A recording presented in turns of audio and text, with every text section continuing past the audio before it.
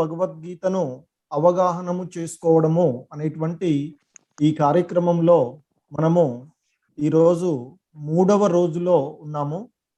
So ఈ 3వ రోజు భగవద్గీత యథాతథములోని 3వ అధ్యాయమైనటువంటి కర్మయోగాన్ని ఈరోజు మనము చూడబోతున్నాము. సో మొదటిగా ప్రార్థన. మాతాజీ హరే కృష్ణ. हरे कृष्ण प्रभु जी।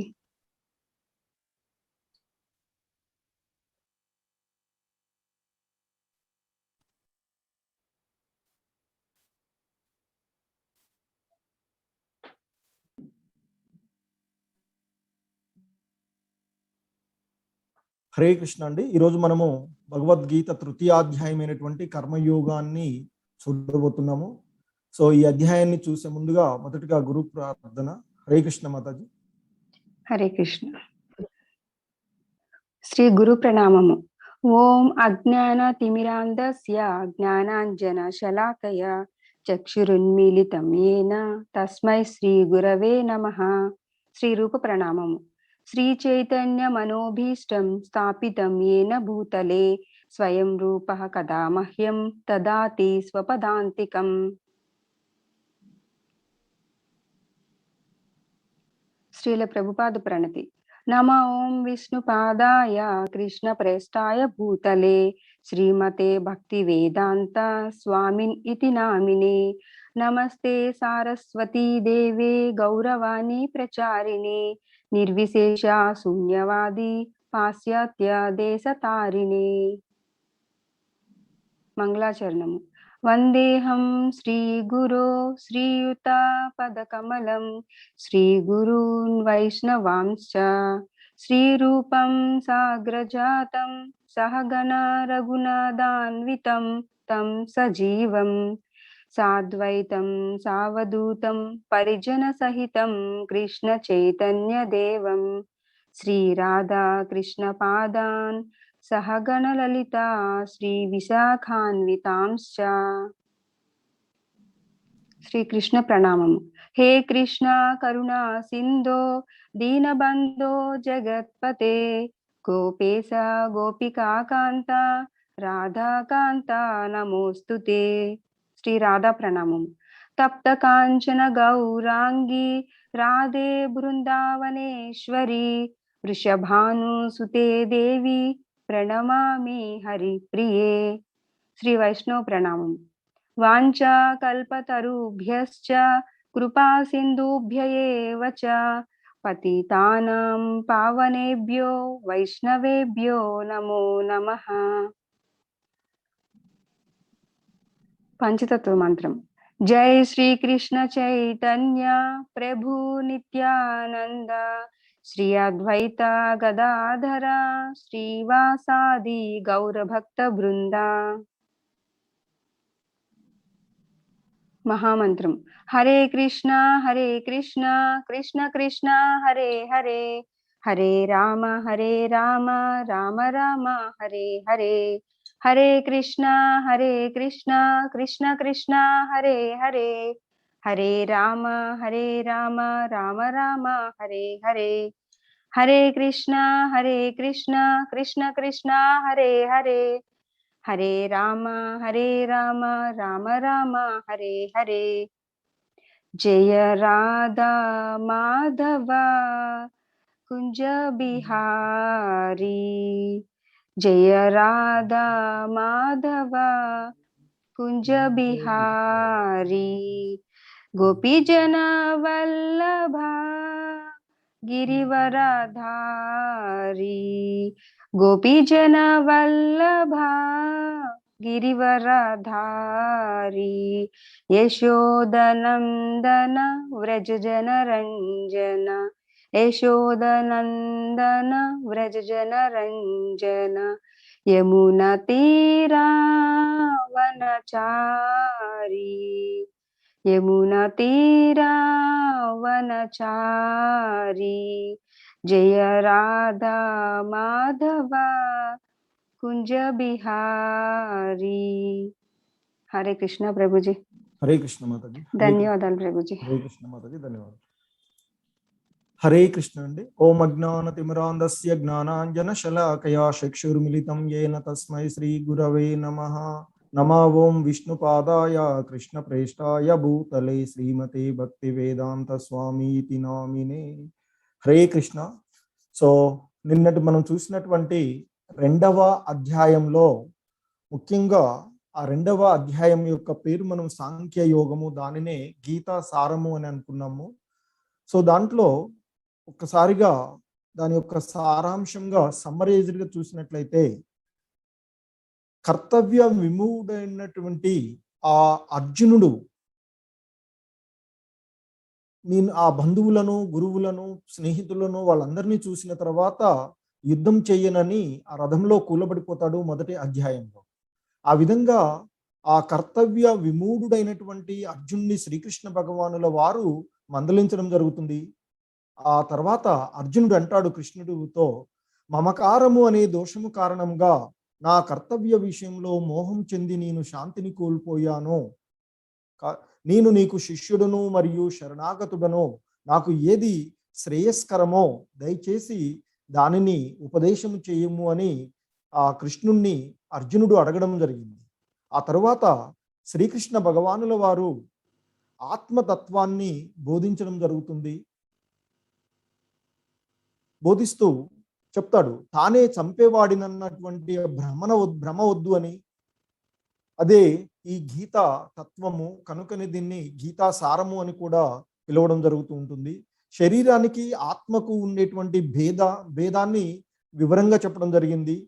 అలాగే ఆత్మ శాశ్వతము అని, దానికి మరణం లేదు అని, దేహదారి దేహంలో బాల్యము నుండి యవ్వనానికి, ఆ యవ్వనము నుండి ముసలితనానికి ఏ విధంగా అయితే మారిపోతూ ఉంటుందో అదే విధంగా మరణ సమయంలో ఆ జీవాత్మ మరి ఒక దేహంలోనికి ప్రవేశిస్తుంది అని చెప్తున్నాడు. ఇక ఏ విధంగా అయితే కాలక్రమంలో శీతోష్ణ సుఖదుఖ వంటి ఆ సుఖదుఖాలు వంటి ద్వంద్వాలు అవి ఇంద్రియాల వలన కలుగుతాయి అని, ఆ వాటిని మనము ఓర్చుకోవడము నేర్చుకోవాలి అని చెప్పారు. ఏంటి సాధారణంగా కలిగేటువంటి సుఖదుఖాలు వంటి ద్వంద్వాలు, తర్వాత లాభ నష్టాలు వంటి ఆ జయాపజయాలు వంటి ద్వంద్వాల విషయంలో సమబుద్ధిని కలిగి చివరికి ఫలాపేక్ష రహితంగా పనులు చేయాలి అని చెప్పడం జరిగింది. అలాగే ఇంద్రియాలను వశంలో ఉంచుకొని అహంకారం లేకుండా మమకారాలను వీడి ఆ బుద్ధిని ఆత్మయందే లగ్నం చేసేటువంటి వాడిని స్థితప్రజ్ఞుడు అని చెప్తారు. అలాగే శరీరము అశాశ్వతమైనది అని, దానిని తెలుసుకున్నటువంటి ఆ దేహదారి ఎవరైతే ఉన్నారో ఆ ఆత్మ శాశ్వతము అని, ఈ విషయాలని ఎవరైతే తెలుసుకున్నారో వారు ఈ జనన మరణ చక్రాల నుండి బయటపడతారు అని ఆ రెండవ అధ్యాయంలో వివరించడం జరిగింది. ఇక ఈరోజు ఈ మూడవ అధ్యాయము అయినటువంటి ఈ కర్మ యోగాన్ని చూసినట్లయితే, ఈ మూడవ అధ్యాయము కర్మయోగము. ఈ కర్మయోగంని మొత్తంగా నాలుగు భాగాలుగా చూసుకున్నట్లయితే, ఆ కర్మ త్యాగము గురించి మొదట 1 నుండి 9 వరకు ఉండేటువంటి శ్లోకాలలోను, ఆ తర్వాత 10 నుండి 16 వరకు ఉండేటువంటి శ్లోకాలలో కర్మకాండల నుండి కర్మయోగానికి ఎలా వృద్ధి చెందాలి, ఆ తర్వాత ఆ శ్రేష్టమైనటువంటి కర్మయోగాన్ని 17 నుండి 35వ శ్లోకం వరకు, ఆ తర్వాత 35 నుండి 40వ శ్లోకం వరకు ఆ కామము అనేటువంటి ఆ శత్రువుని గురించి జాగృతిని చేయడము జరుగుతుంది. సో ఇది ఈ మూడవ అధ్యాయంలో ఉండేటువంటి అంశాలను మనం ఈరోజు డిస్కస్ చేయబోతున్నాము. సో నిన్నటి అధ్యాయంలో ఆ కృష్ణ భగవానుల వారు తన మిత్రుడైనటువంటి ఆ అర్జునుడి యొక్క దుఃఖ సాగరము నుండి అతన్ని బయటపడేయడానికి ఆత్మానుభూతి మార్గాన్ని వివరించాడు. ఆ ఆత్మానుభూతి మార్గాన్ని వివరిస్తూ ఆయన ఆ అధ్యాయంలో సాంఖ్యయోగం అని, బుద్ధి యోగము అని, ఆ బుద్ధి ద్వారా ఇంద్రియాలను నిగ్రహించుకోవడము అని, అలాగే ఆ ఫలాపేక్ష రహితమైనటువంటి కర్మలు చేయడము వంటి వివిధమైనటువంటి అంశాలని వివరించడం జరిగింది. అలా వివరించడం ద్వారా మరలా అర్జునుడు కొంత అస్పష్టతకి గురి కావడం జరిగింది. తద్వారా తనలో కలిగినటువంటి ఆ అస్పష్టతను నివృత్తి చేసుకోవడానికి ఆయన మరలా ఈ అధ్యాయంలో మొదటి శ్లోకంలో అర్జునుడు కృష్ణ భగవానుల వారిని అడుగుతున్నాడు ఈ విధంగా. అర్జున ఉవాచ జాయసి చేత్ కర్మణస్తే మతా బుద్ధిర్జనార్దన తత్కిం కర్మణి ఘోరే మాం నియోజయసి కేశవ. సో అర్జునుడు ఈ విధంగా అడుగుతున్నాడు. ఆ ఇంతకుముందు అధ్యాయంలో ఆ కృష్ణ భగవానులు వివరించినటువంటి వివిధ అంశాలలో పైన తనకు కలిగినటువంటి సందేహాన్ని ఈ విధంగా అడుగుతున్నాడు. అర్జునుడు పలికెను, ఓ జనార్దన, ఓ కేశవ, కామ్యకర్మల కంటే బుద్ధియే మంచిది అని నీవు భావించినచో నన్ను ఎందుకు ఈ ఘోరమైనటువంటి యుద్ధమునందు వినియోగింపగోరుతున్నావు? నువ్వు ఆ ఆత్మతత్వాన్ని వివరించిన తర్వాత ఆ ఫలాపేక్ష రహితంగా కర్మలు చేయడము, ఆ తర్వాత బుద్ధి యోగాన్ని వివరించినప్పుడు అర్జునుడికి మరలా అనిపించింది ఇక్కడ కామ్య కర్మలు చేయడం కంటే, అంటే ఆ విద్యుక్త ధర్మాలను నిర్వర్తించడం కంటే ఆ బుద్ధి యోగమే మంచిది అని నీవు భావించినట్లయితే మరలా నన్ను ఎందుకయ్యా యుద్ధం చేయమంటున్నావు? ఆ కామ్యకర్మలలో నన్ను ఎందుకు పాల్గొనమని నీవు చెప్తున్నావు అని తనకు కలిగినటువంటి సందేహాన్ని ఆ అర్జునుడు అడగడం జరిగింది.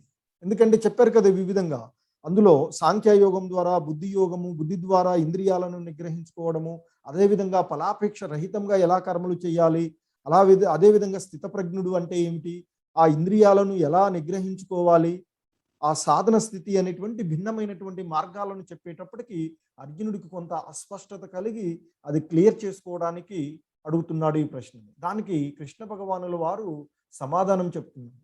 శ్రీ భగవాను వాచ లోకేస్మిన్ ద్వివిధా నిష్ట పురా ప్రోక్త మయా నఘ జ్ఞానయోగేన సాంఖ్యానాం కర్మయోగేన యోగినాం. కృష్ణ భగవానుల వారు ఈ విధంగా పలుకుతున్నాడు. ఓ పాపరహితుడవైన అర్జున, ఆత్మానుభూతిని పొంద యత్నించు మానవులు రెండు రకములుగా ఉన్నారు అని ఇంతకు పూర్వమే చెప్పియుంటిని. మనకి 2వ అధ్యాయంలోని 39వ శ్లోకంలో వారు చెప్పడం జరిగింది. ఇంతవరకు నీకు ఆత్మతత్వాన్ని చెప్పాను, ఆ తర్వాత నీకు బుద్ధి యోగాన్ని నేను వివరిస్తున్నాను. దీనిని తెలుసుకున్నట్లయితే ఈ భవబంధనాల నుండి, ఈ పాప కర్మల నుండి బయటపడతావు అనుకుంటూ చెప్పారు కదా. సో అదే చెప్తున్నారు ఇక్కడ. పాపరహితుడైన ఓ అర్జున, ఆత్మానుభూతిని పొంద యత్నించు మానవులు రెండు రకములు అని ఇంతకు పూర్వమే చెప్పియుంటిని. జ్ఞాన నిష్ఠయందు ఆసక్తి కలిగిన వారు జ్ఞాన మార్గమున, అలాగే పనుల పట్ల ఆసక్తి కలవారు కర్మ మార్గమున దానిని అర్థం చేసుకుంటారు. ఆ పరిపూర్ణతను సాధించడానికి ప్రయత్నించేటువంటి మానవులు రెండు రకాలుగా ఉన్నారు అని చెప్పారు. ఒకరు ధ్యానమందు నిష్ఠతను కలిగి ఉన్నటువంటి ఆసక్తిని కలిగినటువంటి వారు ఆ ధ్యాన మార్గం ద్వారా, జ్ఞాన మార్గం ద్వారా ఆ పరిపూర్ణతను సాధించడానికి ప్రయత్నం చేస్తున్నారు అని. రెండవ రకమైనటువంటి వారు పనుల పట్ల ఆసక్తిని కలిగినటువంటి వారు ఆ పనులు చేయడం ద్వారా, కర్మ మార్గము ద్వారా ఆ భగవంతుణ్ణి చేరుకోవడానికి, ఆ పరిపూర్ణతను, ఆత్మానుభూతిని పొందడానికి ప్రయత్నం చేస్తారు అని ఆ రెండు రకాలైనటువంటి వారి గురించి, వారి యొక్క కోరికలు, ఆ విధంగా వారి యొక్క ఇష్టానుప్రకారంగా ఎవరైతే ధ్యానమందు నిష్ఠతను కలిగి ఉంటారో వారు జ్ఞాన మార్గాన్ని అనుసరిస్తున్నారు. సో ఈ విధంగా ధ్యానమందు ఉండి జ్ఞానాన్ని పెంపొందించుకోవడానికి, అదేవిధంగా కర్మల పట్ల ఆసక్తి కలిగినటువంటి వారు ఆ దేవాది దేవుని ఎడ పనులు చేస్తూ, ఆయన్ని కీర్తించు, శ్రవణం చేస్తూ, ఆయన గురించి భజిస్తూ, ఈ విధంగా కర్మలు చేయడం ద్వారా ఆ ఆత్మానుభూతిని పొందడానికి వారు ప్రయత్నం చేస్తున్నారు అని చెప్పడం జరిగింది.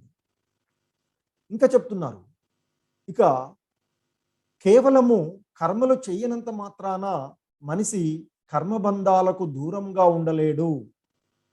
ఎందుకంటే మనం సాధారణంగా ఈ మానవ జీవనంలో కర్మలు చేయకుండా ఉండడం అనేటువంటి ఎవరికి కూడా సాధ్యం కాదు. అందుకే చెప్తున్నాడు, కేవలము కర్మలు చేయనంత మాత్రాన మనిషి ఆ కర్మబంధనాలకు దూరంగా ఉండలేడు. అదేవిధంగా కేవలము కర్మ సన్యాసం ద్వారా కూడా పరిపూర్ణత లభించదు. అంటే ఆ పనులు వదిలేసినంత మాత్రాన పరిపూర్ణత్వము లభించదయ్యా అర్జున అని చెప్తున్నారు. ఇంకా చెప్తున్నారు, ఈ ప్రకృతి త్రిగుణాల ప్రభావాలకు లోనై ప్రతి వాళ్ళు కూడా అస్వతంత్రులై, అంటే ఈ త్రిగుణాల ప్రభావము ద్వారా వారికి ఇష్టమున్నా లేకపోయినా కర్మలు చేస్తూనే ఉన్నారు.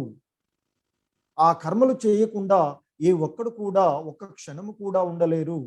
ఈ భవబంధనాల్లో ఉండేటువంటి ఈ విధానంలో ఈ ప్రకృతి త్రిగుణాల యొక్క ఆధీనము వలన అందరూ కూడా కర్మలు చేస్తూనే ఉండాలి. ఆ కర్మలు చేయకుండా ఎవరు కూడా ఉండలేరయ్యా అని చెప్తున్నారు. సో కాకపోతే ఇక్కడ ఆయన అడిగినటువంటి బుద్ధి యోగము, కర్మయోగాలు ఈ రెండింటిలో గురించి అడిగిన దానికి కృష్ణుడు ఇచ్చేటువంటి సమాధానం ఏంటంటే, ఇంతకుముందు చెప్పారు కదా, ఆత్మ సాక్షాత్కారం ద్వారా, జ్ఞానంతో కూడినటువంటి వైరాగ్యం ద్వారా ఆ పరిపూర్ణతను సాధించడానికి ప్రయత్నించేటువంటి వారు ఒకరు. అలాగే కర్మలు చేయడం ద్వారా, వారి యొక్క విద్యుక్త కర్మలు చేయడం ద్వారా ఆ జ్ఞానంతో కూడినటువంటి కర్మలు చేస్తూ పరిపూర్ణతను సాధించేటువంటి వారు మరొకరు అని చెప్తున్నారు. ఇక ఆ కర్మలు మానేసేటువంటి విధానాన్ని ఏదైతే ఉందో దానిలో రెండు రకాలైనటువంటి వైరాగ్యాల గురించి కృష్ణ భగవానుల వారు ఇక్కడ వివరిస్తున్నారు. ఒకటి కపట వైరాగ్యము, రెండవది నిజమైన వైరాగ్యము అనేటువంటి రెండు అంశాలని వివరిస్తున్నారు.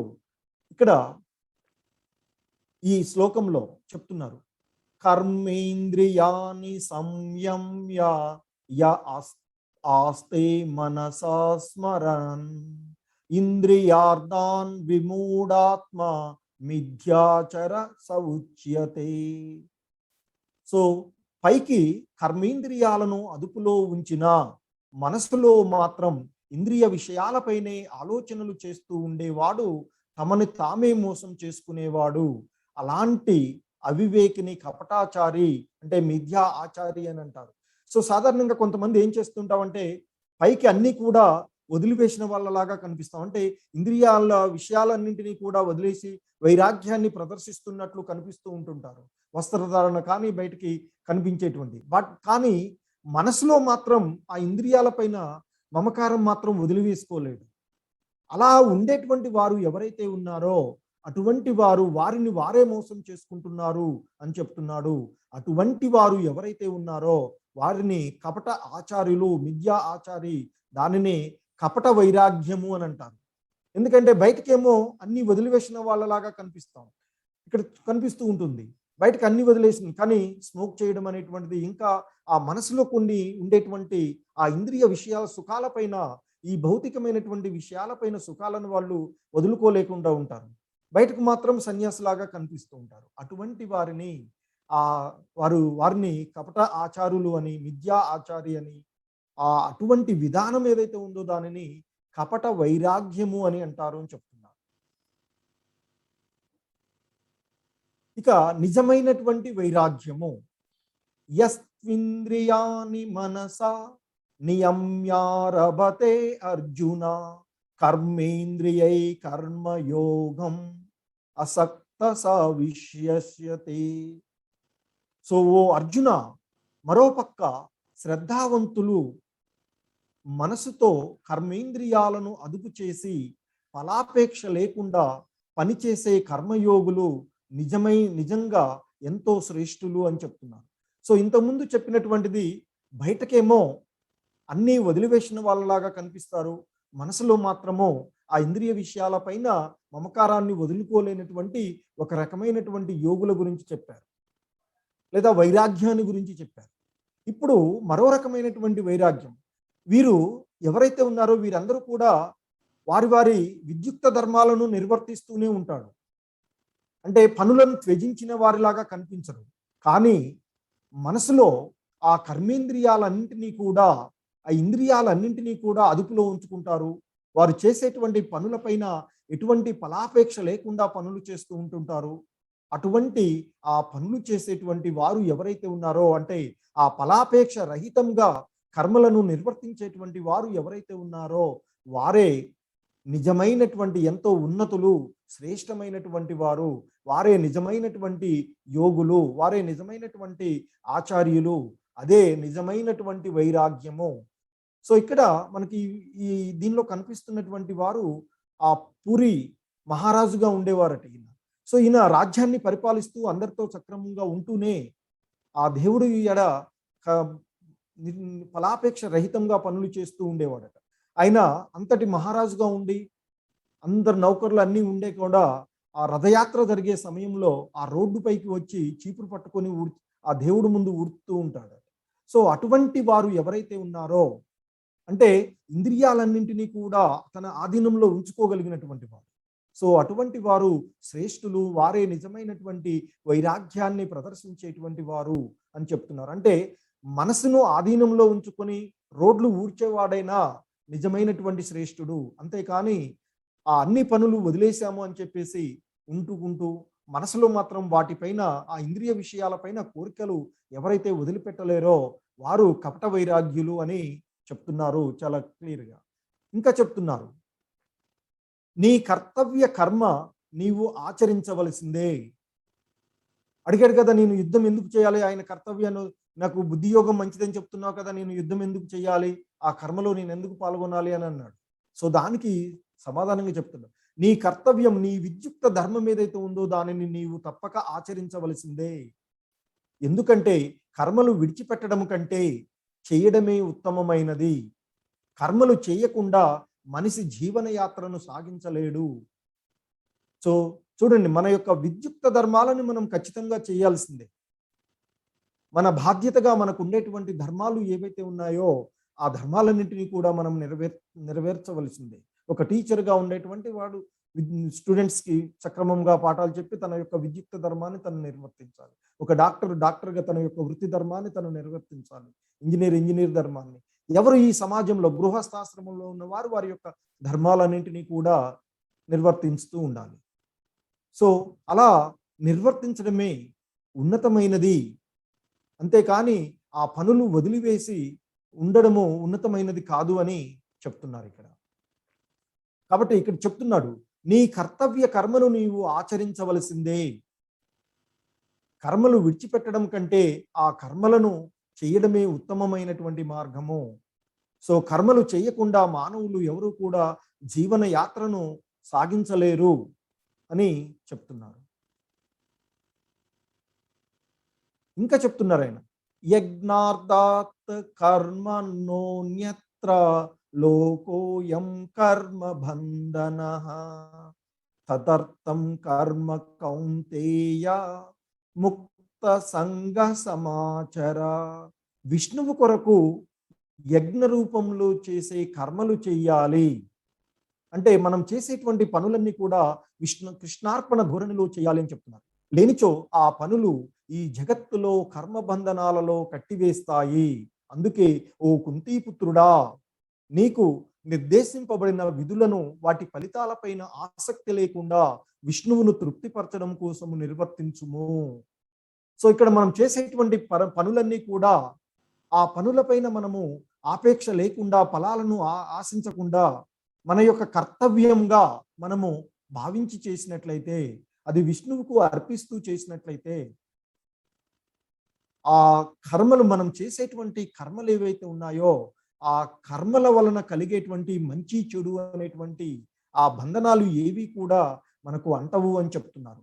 అలా కాకుండా మన సొంతం కోసమే చేసినట్లయితే ఆ కర్మల వల్ల వచ్చేటువంటి బంధనాలు, మంచి చెడు పాప పుణ్యాలు అనేటువంటి అవి మనల్ని బంధిస్తాయి.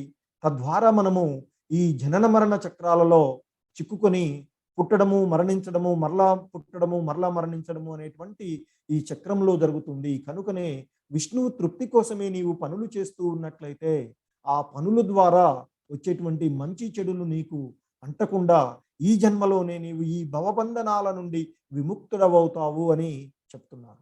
సో కాబట్టి మన యొక్క మన కర్తవ్యాలను ఆ కృష్ణార్పణ ధోరణిలో పనులు చేస్తూ ఉన్నట్లయితే ఆ పనుల వల్ల కలిగేటువంటి మంచి చెడులు మనకేవి అంటవు అని చెప్తున్నారు. తద్వారా ఈ భవబంధనాల నుండి ముక్తి పొందవచ్చు అని చెప్తున్నారు. ఇంకా చెప్తున్నారు, యజ్ఞ శిష్టాసిన సంతో ముచ్యంతే సర్వకిల్బిషై భుంజతే తే త్వఘం పాప ఏ పచంత్యాత్మ కారణాత్. సో ఇంకా చెప్తున్నారు ఆయన, మొదట యజ్ఞంలో నివేదించిన ఆహారమునే భుజించే భగవంతుని భక్తులు అన్ని రకాల పాపముల నుండి విముక్తి పొందుతారు. వ్యక్తిగత అవసరాల కోసం ఆహారాన్ని తయారు చేసే ఇతరులు నిజానికి పాపాన్ని మాత్రమే తింటున్నారు. సో ఇక్కడ చెప్తున్నారు, మనము ఏదైనా తీసుకునేటువంటిది ఎప్పుడు కూడా మనం తయారు చేసుకునేవన్నీ కూడా విష్ణువు కొరకు తయారు చేసి ఆ భగవంతుడికి నైవేద్యంగా సమర్పించి తద్వారా ఆ ప్రసాదాన్ని మనం తీసుకున్నట్లయితే వాటి వలన కలిగేటువంటి ఆ పాపాలు ఏవి కూడా ఆ భక్తులకు అంటవు అని చెప్తారు. పాప బంధనాల నుండి విముక్తి పొందుతారు. అలా కాకుండా ప్రతిదీ కూడా మన కోసమే మనము ఈ పని నా కోసమే అని నేను చేసుకోవడం, లేదా ఒక ఆహారాన్ని తయారు చేసుకున్నప్పుడు మన కోసమే మనం తయారు చేసుకున్నట్లయితే దాని వలన కలిగేటువంటి ఆ బంధాలన్నీ కూడా మనకి అంటుతాయి అని చెప్తున్నారు. సో కనుకనే మనము ఏది చేసినా కానీ కృష్ణార్పణ విధానంలో, అంటే ఆ విష్ణువుకి సమర్పించి మనం తీసుకున్నట్లయితే వాటి వలన కలిగేటువంటి ఆ బంధనాలు ఏవి కూడా మనకి అంటవు అని చెప్తున్నారు. ఇంకా చెప్తున్నారు ఇక్కడ యజ్ఞ చక్రం. ఈ భగవంతుడు మనకి సృష్టి ప్రారంభించినప్పుడు ఆ దేవాది దేవుడు బ్రహ్మను సృష్టిస్తాడు. ఆ బ్రహ్మ మనకి కావలసినటువంటి ఆ వేద జ్ఞానాన్ని ఇవ్వడం జరిగింది. ఆ వేదాలను అధ్యయనం చేయడం ద్వారా మన యొక్క కర్తవ్యాలను తెలుసుకొని ఆ శాస్త్రాల ప్రకారంగా మన కర్తవ్యాలను మనము సక్రమంగా నిర్వర్తించినట్లయితే, అంటే మన యొక్క విద్యుక్త ధర్మాలను మనం సక్రమంగా నిర్వర్తించినట్లయితే అదే యజ్ఞం అవుతుంది. యజ్ఞం అంటే ఆ ఏదో ఒక పెద్ద ఇది తయారు చేసుకొని దానిలో మంటలు చేసి ఇవన్నీ చేయడం అని కాదు. మన యొక్క విద్యుక్త ధర్మాలను మనం సక్రమంగా నిర్వర్తిస్తే అదే యజ్ఞం అవుతుంది అని చెప్తున్నారు. సో కాకపోతే దానికి మన ఇష్టానుసారంగా కాకుండా శాస్త్ర నియమాల ప్రకారంగా మన యొక్క ధర్మాలను మనము నిర్వర్తిస్తూ ఉన్నట్లయితే అదే యజ్ఞం అవుతుంది. ఆ యజ్ఞానికి తృప్తి పొందినటువంటి దేవతలు మనకి వర్షాన్ని కురిపిస్తారు అని చెప్తున్నారు. ఆ వర్షం వలన ధాన్యం లభిస్తుంది.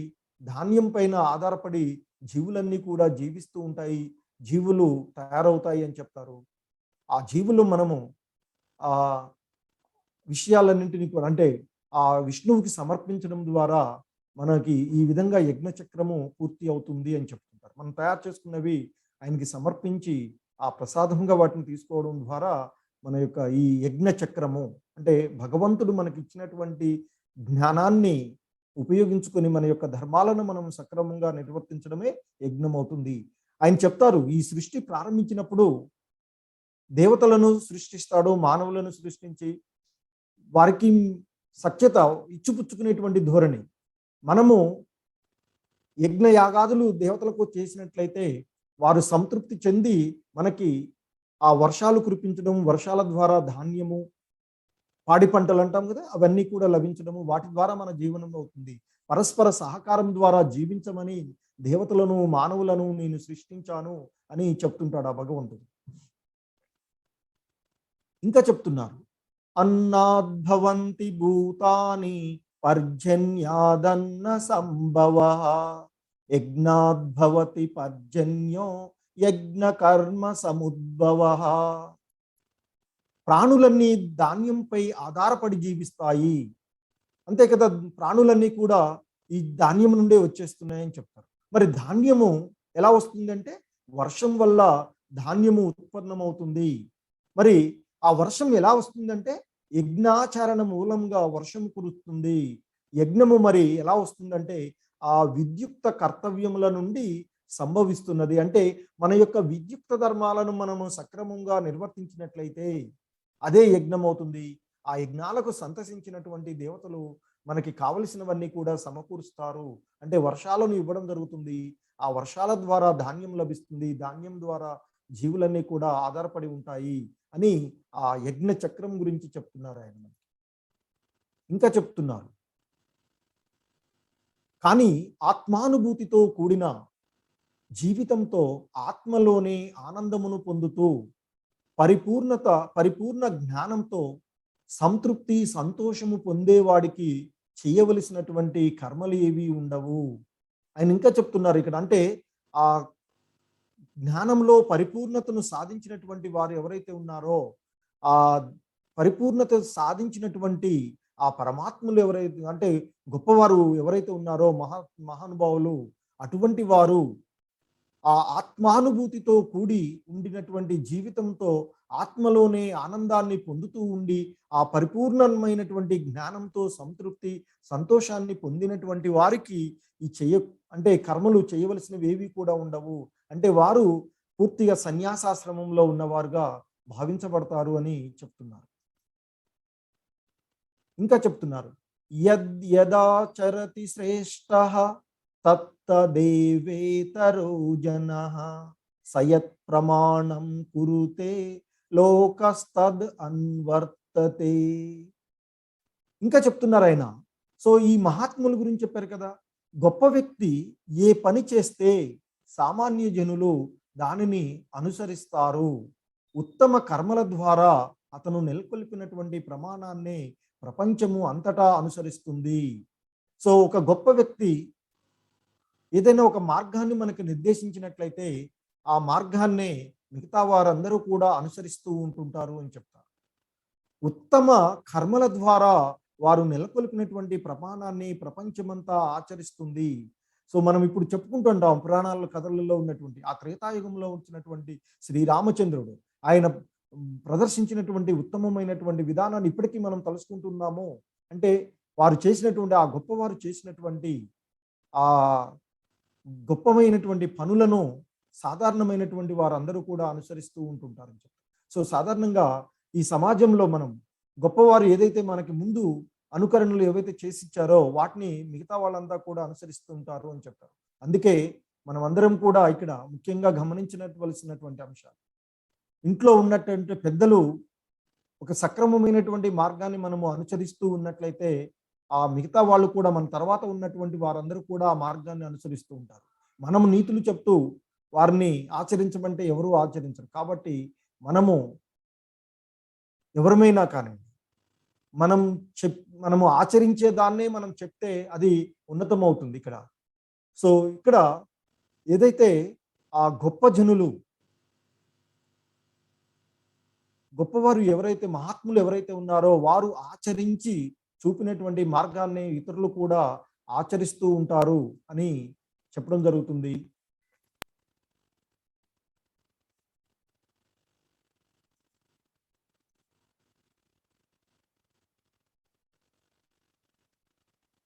హరే కృష్ణ.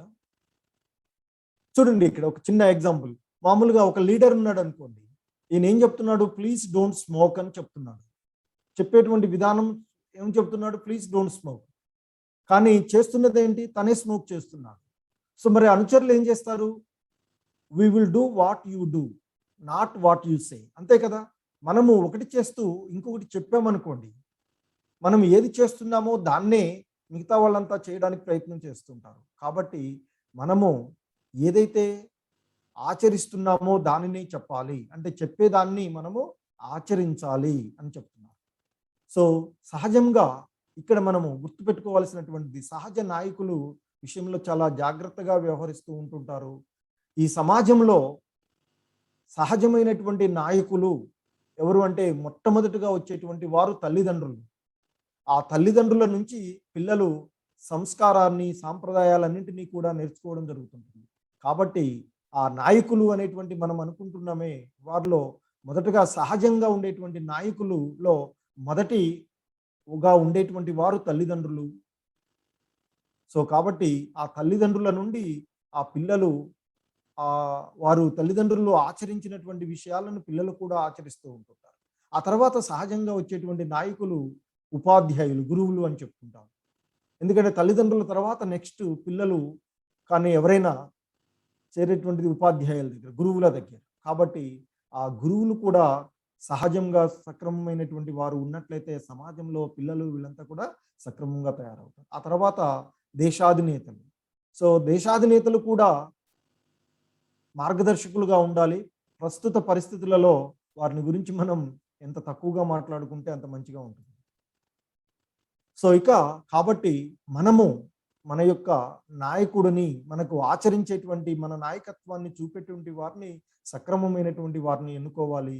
ఈ ఆధ్యాత్మిక విషయాలలో మనము ప్రభుపాదుల వంటి విశ్వసనీయమైనటువంటి ఆ భక్తులను, అలాగే వేదాలలో చెప్పబడినటువంటి, సూచించబడినటువంటి గొప్పవారిని ప్రామాణిక గురువులుగా స్వీకరించి మనము ఆధ్యాత్మిక విషయాలను మనము నేర్చుకోవాలి అని చెప్తున్నారు.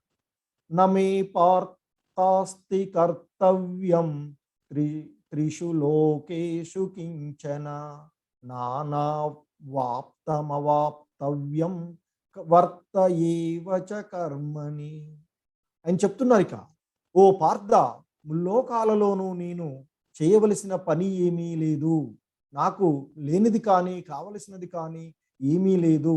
అయినప్పటికీ విద్యుక్త కర్మలను నిత్యము నిర్వర్తిస్తూనే ఉంటాను. సో దేవాది దేవుడుగా ఈ సృష్టి మొత్తానికి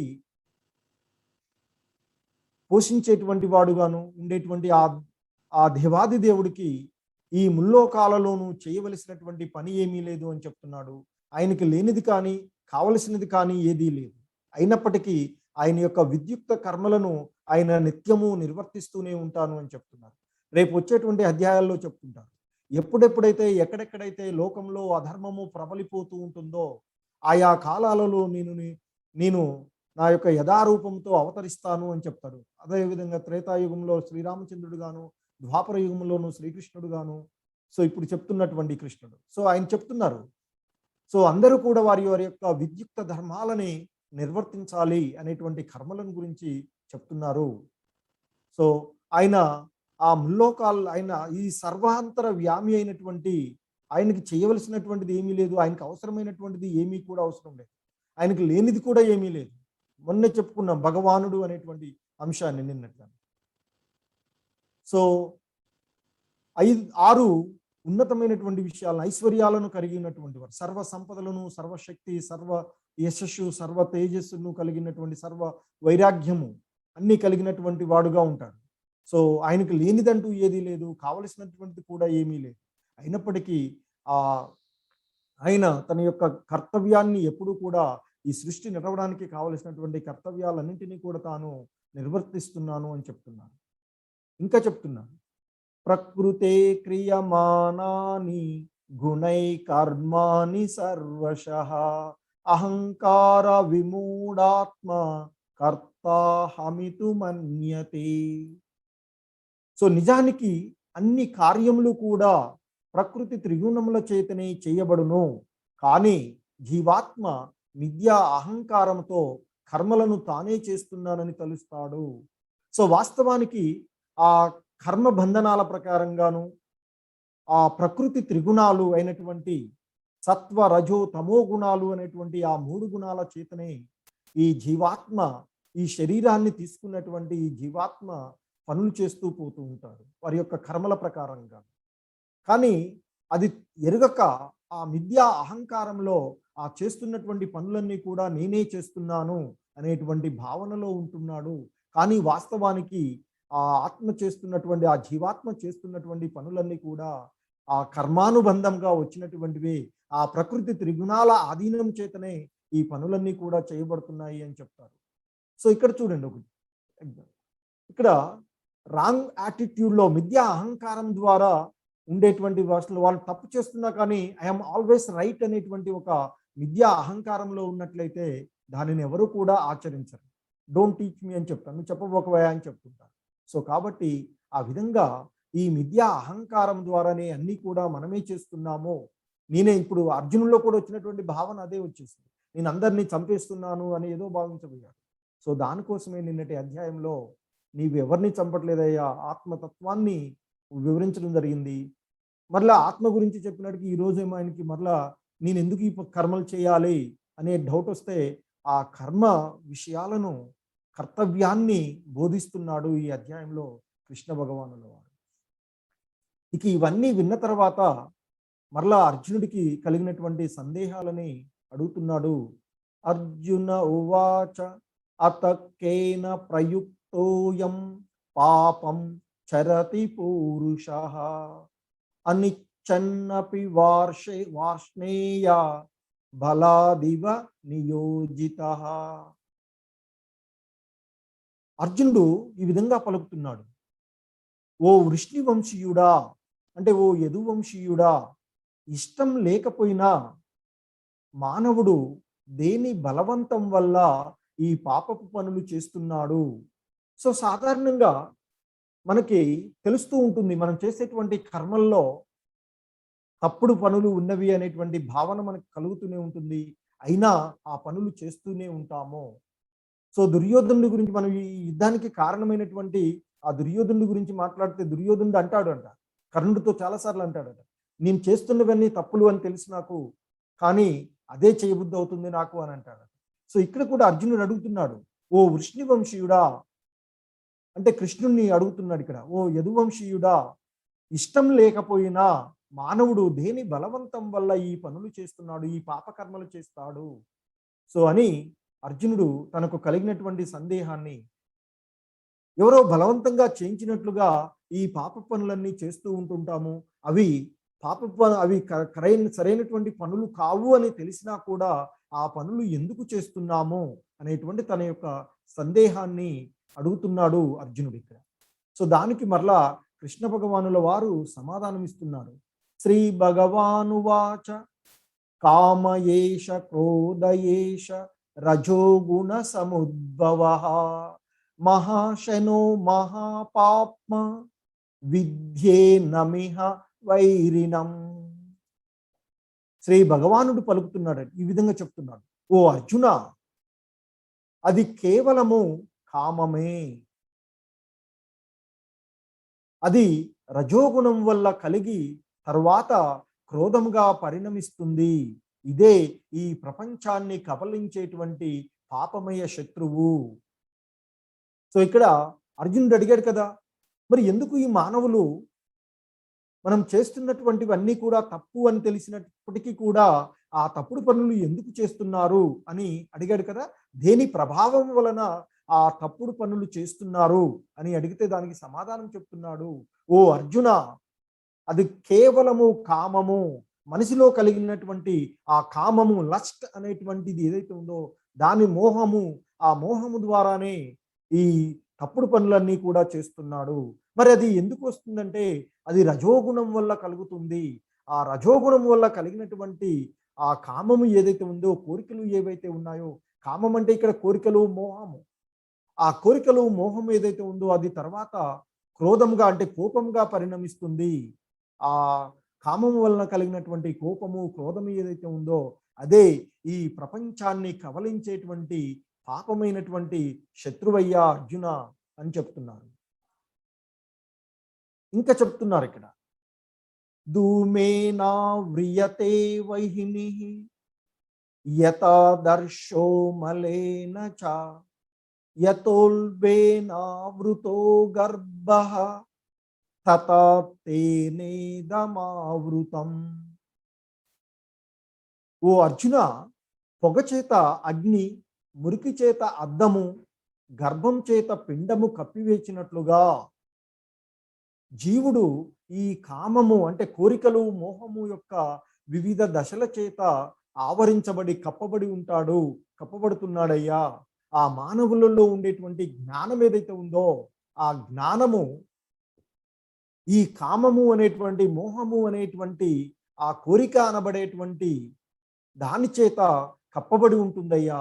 ఎలా అంటే పొగతో అగ్ని ఏ విధంగా అయితే కప్పబడి ఉంటుందో, సో సాధారణంగా మనము అగ్ని మొదటగా చూసేటప్పుడు పొగలాగా వస్తూ ఉంటుంది, ఆ తర్వాత కానీ అది మనకి కనిపిస్తూ ఉంటుంది. అంటే అగ్ని ఉంటుంది కానీ పొగ ఆవరించినప్పుడు ఆ అగ్ని మానవుల్లో ఉండేటువంటి జ్ఞానం ఏదైతే ఉందో ఆ జ్ఞానము అగ్ని పొగతో కప్పబడినటువంటి అగ్ని లాంటిది అని చెప్తున్నారు.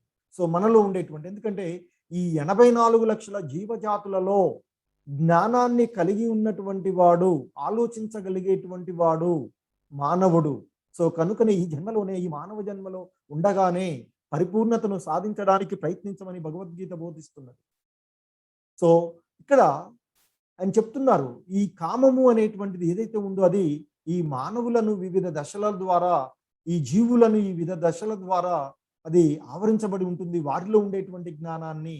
సో మానవులలో ఉండేటువంటి జ్ఞానం ఏదైతే ఉందో అది పొగతో కప్పబడినటువంటి అగ్ని లాగా, ఆ పొగతో కప్పబడినటువంటి అగ్ని ఏ విధంగా అయితే ఉంటుందో అదే విధంగా ఆ మానవులలో ఉండేటువంటి జ్ఞానము ఈ కామం చేత కప్పబడి ఉంటుందయ్యా అని చెప్తున్నారు. అలాగే మురికి చేత అద్దము, అంటే ధూళి చేత అద్దము ఎలాగైతే ఆవరించబడి ఉంటుందో అదే మాదిరిగా జంతువులలో ఉండేటువంటి జ్ఞానము ఆ కామం చేత కప్పబడి ఉంటుంది అని చెప్తున్నారు.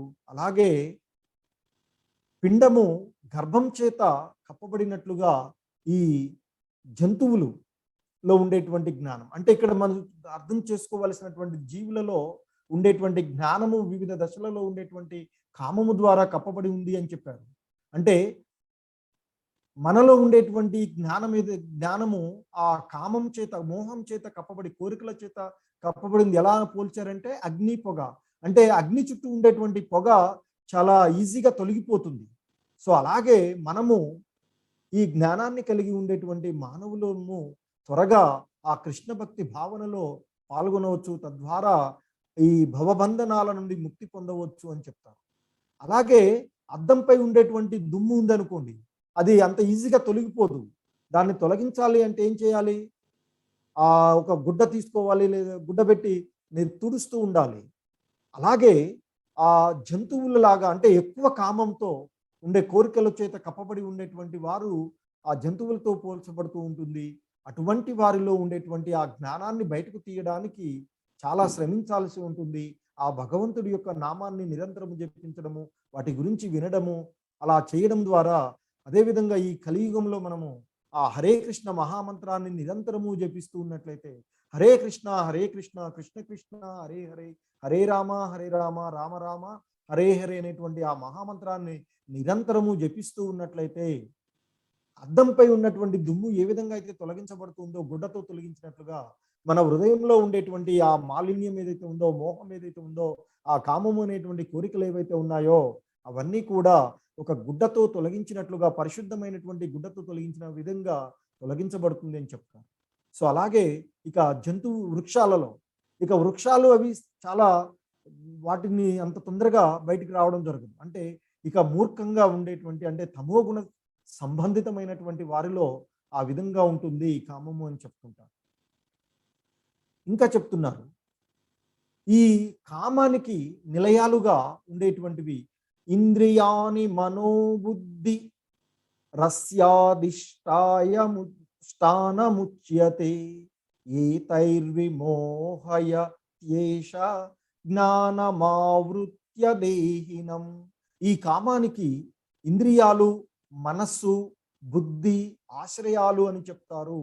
అంటే ఈ మోహము, కోరికలు ఏవైతే ఉన్నాయో వీటికి ఆశ్రయాన్ని ఇచ్చేటువంటివి ఏంటంటే మన యొక్క ఇంద్రియాలు, మనస్సు, బుద్ధి, వాటికి ఆ కామానికి ఆశ్రయాలు అని చెప్తారు. అది వీటి ద్వారా జ్ఞానాన్ని ఆవరించి దేహదారులకు మోహాన్ని కలగజేస్తుంది అని చెప్తున్నారు. సో ఇక్కడ సాధారణంగా ఈ ఆత్మ, మనం ఇంతకుముందు చెప్పుకున్నట్లుగా ఆత్మ ఏదైతే ఉందో శాశ్వతమైనటువంటి ఆ ఆత్మ అనేటువంటిది ఒక ప్రయాణికుడు, అంటే ఆ పరమాత్ముడి యొక్క అంశలం. మనం ప్రతి ఆత్మ కూడా, ప్రతి జీవుడు కూడా పరమాత్ముడిలోని ఒక భాగమే. ఆయన నెక్స్ట్ మనకు వచ్చేటువంటి అధ్యాయాలలో చెప్తుంటారు. ఏ విధంగా అయితే బంగారపు చిన్న ముక్క బంగారపు గనిలోని భాగంలాగా ఉంటుందో, నీటి బిందువు సముద్రంలోని భాగంలాగా ఉంటుందో, మనం కూడా ఆత్మలన్నీ కూడా, జీవులన్నీ కూడా, జీవాత్మలన్నీ కూడా ఆ పరమాత్ముడి యొక్క అంశలు అని చెప్తారు. సో ఆ పరమాత్మ నుంచి వచ్చినటువంటి ఈ జీవాత్మ కొంత స్వేచ్ఛను కలిగి ఉంటుంది, పరిమితమైనటువంటి స్వేచ్ఛలను కలిగి ఉంటుంది. ఈ ప్రకృతి త్రిగుణాలతో సంబంధితం అవడం ద్వారా ఈ విధమైనటువంటి కర్మలన్నీ కూడా చేస్తూ పోతూ ఉంటాడు అని చెప్తుంటారు. అయితే ఇక్కడ ఈ వచ్చినటువంటి జీవాత్మ ఒక ప్రయాణికుడిగా ఉన్నట్లయితే, ఆ దేహాన్ని పొందినటువంటి ఆ జీవాత్మకు ఇక్కడ ఇంద్రియాలు, ఆ దేహాన్ని పొందడం ద్వారా ప్రకృతికమైనటువంటి ఇంద్రియాలు, ఇక్కడ ఈ మన ఇంద్రియాలు పంచేంద్రియాలు అని చెప్తాం. నాలుక, చర్మము, చెవి, ఈ ముక్కు, కన్ను అనేటువంటివి ఈ పంచేంద్రియాలు. ఈ ఇంద్రియాలు భౌతిక ఇంద్రియ విషయాలపైన, మన కంటికి ఏదైనా అందంగా కనిపించింది అనుకోండి, దానిపైన మనము మోహాన్ని పెంచుకుంటూ ఉంటుంటాం. మనకి దానిపైన ఆపేక్ష కలుగుతూ ఉంటుంటుంది. అలాగే ముక్కులతో వాసన, ఏదన్నా మంచి వాసనలు ఘుమఘుమలుగా అనిపించినాయి అనుకోండి, సో ఆ వాటిపైన మనకి ఆపేక్ష కలుగుతూ ఉంటుంది. అలాగే చెవులు వినేటువంటి విషయాలపైన కూడా, అలాగే స్పర్శ, చర్మం మనకి స్పర్శ జ్ఞానేంద్రియం, అలాగే నాలుక రుచుల కోసం వెంపర్లాడుతూ ఉంటుంది. ఈ 5 కూడా ఇంద్రియాలు ఏదైతే ఉన్నాయో అవి పంచగుర్రాలుగా 5 గుర్రాలుగా ఉంటాయి. కోరికలు అనేటువంటి గుర్రాలు అంటాం కదా. సో గుర్రాలుగా భావించినట్లయితే ఆ గుర్రాలకి కళ్ళాలు వేసి ఉంచవలసినటువంటిది మనసు. ఈ ఇంద్రియ విషయాలను తన ఆధీనంలో ఉంచుకోవాల్సింది మనసు. ఆ మనసు మంచి సక్రమంగా పనిచేసినప్పుడు బుద్ధి సక్రమంగా పనిచేస్తుంది. అంటే ఈ బుద్ధి అనేటువంటిది ఏంది? రథాన్ని తోలేటువంటి రథసారథిగా చెప్పవచ్చు. ఈ మనస్సు అనేటువంటిది ఆ కోరికలు అనేటువంటి ఆ ఇంద్రియ విషయాలను ఆధీనంలో ఉంచేటువంటి కళ్యాలుగా భావించవచ్చు. సో ఇప్పుడు ఈ జీవాత్మ సక్రమంగా తన యొక్క మార్గంలో ప్రయాణించాలి, ఆ పరంధామాన్ని చేరుకోవాలి అంటే ఇక్కడ మొదటగా ఈ మనస్సు అనేటువంటి కళ్యాల ద్వారా ఈ ఇంద్రియాలను ఆధీనంలో ఉంచుకోవాలి. నిన్నటి అధ్యాయంలో చెప్పినటువంటిది అదే. ఇంద్రియ విషయాలను ఆధీనంలో ఉంచుకొని మనసు ద్వారా ఇంద్రియాలను ఆధీనంలో ఉంచుకున్నప్పుడు బుద్ధి సక్రమంగా పనిచేస్తుంది. అంటే ఈ రథసారథి సక్రమంగా రథాన్ని తోలుతాడు. అప్పుడు ఆ ఆత్మ తన యొక్క గమ్యాన్ని సక్రమంగా చేరుకుంటుంది. అలా కాకుండా ఈ ఇంద్రియాలను మనసు అదుపులో ఉంచలేదనుకోండి, అప్పుడు ఏమవుతుంది? గుర్రం తలా ఒక దారికి ప్రయాణిస్తూ ఉంటుంది, ఏదో ఒకటి ఎటువైపు. అప్పుడు మనము మన యొక్క గమ్యస్థానాన్ని ఏ విధంగా అయితే చేరుకోలేమో, ఈ గుర్రాలన్నీ కూడా సక్రమంగా ఒక క్రమ పద్ధతిలో అన్ని కలిసి నడిస్తేనే మనం మన యొక్క గమ్యస్థానాన్ని చేరుకోగలుగుతాం. అలా కాకుండా అవి తలా ఒక దారికి వెళ్ళిందనుకోండి, వాటిని మనం అదుపులో ఉంచుకోలేదనుకోండి, మనసు ద్వారా వీటిని అదుపులో ఉంచుకోలేకపోయినట్లయితే అవి వాటి యొక్క ఇష్టానుసారంగా, కోరికలే గుర్రాలైతే అంటాం కదా, ఇష్టానుసారంగా అవి ప్రయాణిస్తూ ఉంటాయి. అలా ప్రయాణించినప్పుడు మనసు పనిచేయదు, బుద్ధి సక్రమంగా పనిచేయదు. తద్వారా జీవాత్మ ఈ భవబంధనాలలో చిక్కుకొని జనన మరణ చక్రాలలో చిక్కుకొని పోవడం జరుగుతుంది.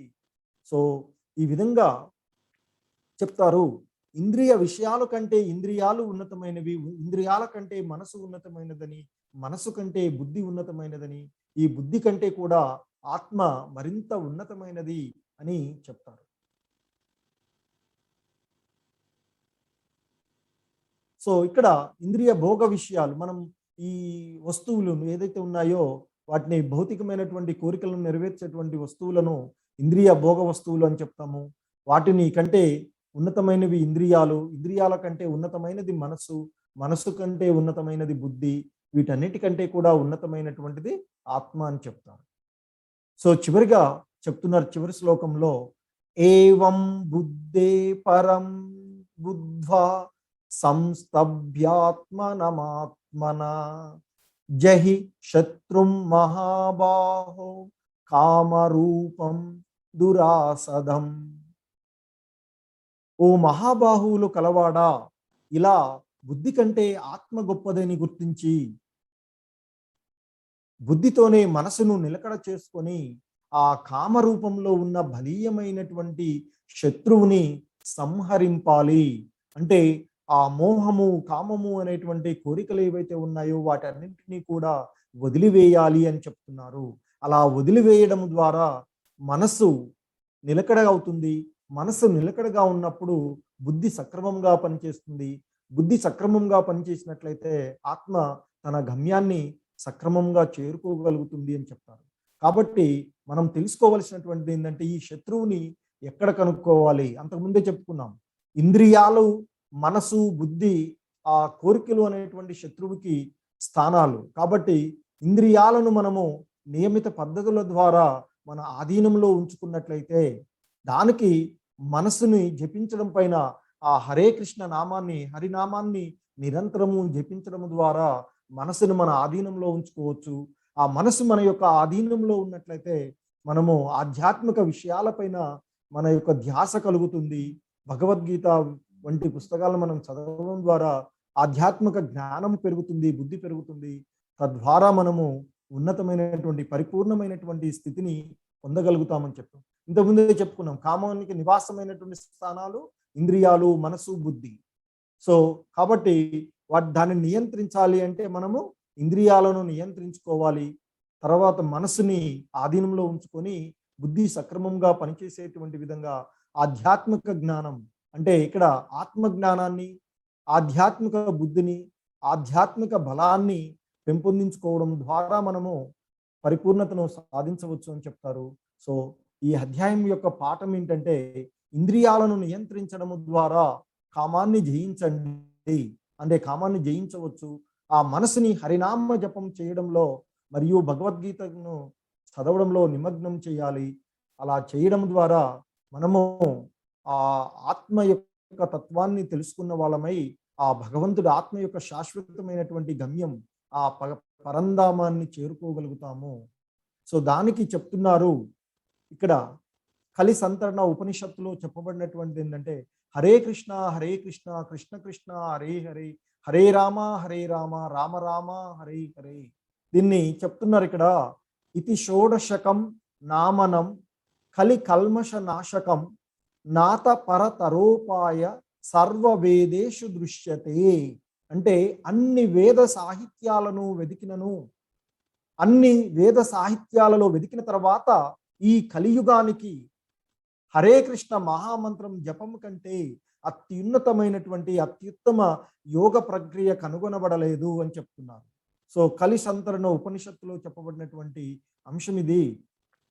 వేద సాహిత్యాలన్నీ కూడా వెతికిన తర్వాత ఈ కలియుగంలో మనము అంటే ఆ భగవంతుని యోగ ప్రక్రియ అంటే, యోగము అంటే ఇప్పుడు ఆధునికంగా మనం ఏదో పనులు చేయడం అని అనుకుంటుంటాం. యోగము అనేటువంటి దానికి మనకి భగవద్గీత ద్వారా చెప్పబడింది ఏంటంటే భగవంతుని చేరు మార్గము యోగము. సో కాబట్టి అత్యుత్తమమైనటువంటి ఆ భగవంతుడిని చేరుకునేటువంటి మార్గం ఏంటంటే ఆ హరినామ జపం. హరే కృష్ణ కృష్ణ కృష్ణ హరే హరే, హరే రామ రామ రామ హరే హరే అనేటువంటి ఆ హరినామాన్ని జపించడమే ఈ కలియుగంలో అత్యున్నతమైనటువంటి మార్గము అని చెప్తున్నారు. హరే కృష్ణ కృష్ణం వందే జగద్గురు. హరే కృష్ణ.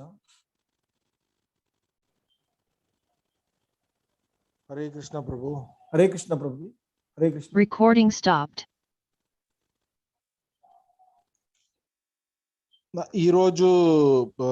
ఈరోజు సెషన్లో ఎవరికైనా ఏమైనా డౌట్స్ కానీ ఏమైనా ప్రశ్నలు ఉంటే మీరు అందరూ హ్యాండ్ రైజ్ చేయొచ్చండి. ఒక్కొక్కరు హ్యాండ్ రైజ్ తీసుకుంటాను.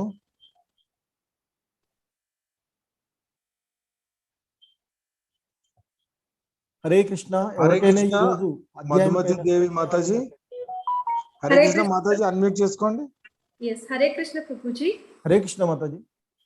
ముఖ్యంగా ఇస్కాన్ మంగళూరు వారికి నా ధన్యవాదాలు. చాలా ఇది ఎంతో నాకు ఒక డౌట్ రావడం, మీరు దానికి ఆన్సర్ చేయడం, అడగక ముందే ఇలా జరుగుతుంది ఈ రోజు సెషన్ లో.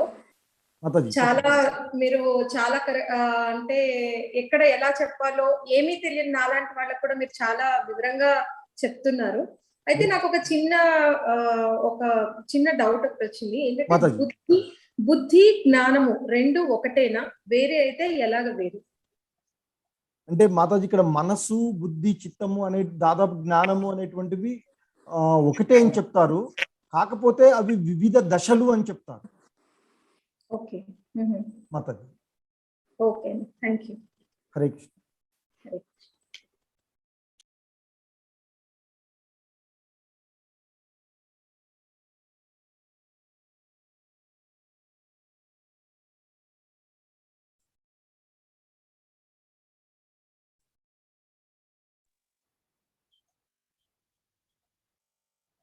హరే కృష్ణ.